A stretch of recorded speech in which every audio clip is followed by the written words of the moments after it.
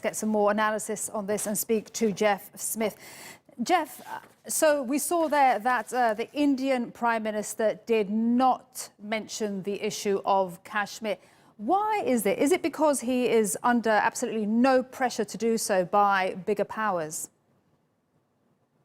Well, I think most of the world's capitals, in fact, the vast majority of the world's capitals, have not attempted to apply major pressure to India over its decision on Kashmir. I think they've sort of accepted the Indian position that this is an internal affair to be handled, by the Indian democratic system, through Indian courts, through the Indian political process, and that there's not really a role for outside powers to play in sort of pressuring India to reverse or alter that decision, even though many countries, including the United States, have said that they hope the restrictions on assembly and on movement and on communications come to an end as soon as possible.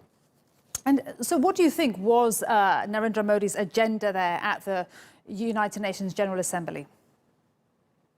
Well, I think it was more to promote a positive message than anything, to discuss climate change and also to discuss the scourge of terrorism and seek global unity on that question. But I think it was in line with the Indian government's position that this is not a sort of matter for international discussion. It did not affect India's borders with Pakistan. It did not affect India's borders with China.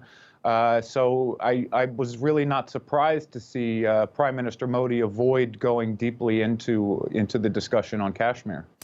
And we saw very strong words, heard very strong words from Imran Khan there. But what more can Pakistan do now to pressure India on the issue of Kashmir?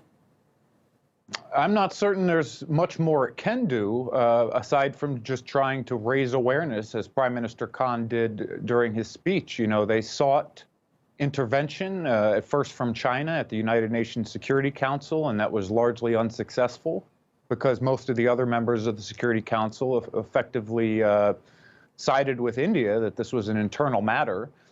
He sought intervention from leaders in the Muslim world who, largely avoided directly criticizing India, even announced new investments in India and conferred civilian awards upon Prime Minister Modi. I don't know that there is much else Pakistan can do to elevate this issue except to crack down on some of these terrorist groups that have been operating in Kashmir and try and open an honest dialogue with India. Although, I wonder, Prime Minister Khan in his speech insisted that it's his intention to hold a dialogue with India, that he's been trying in earnest to do so ever since he's been elected. But I have to imagine that speech largely torpedoed any chance he has of restarting a comprehensive dialogue with India during his term. All right, Jeff, thank you very much indeed for sharing your thoughts with us on the NewsHour. Jeff Smith there, thank you.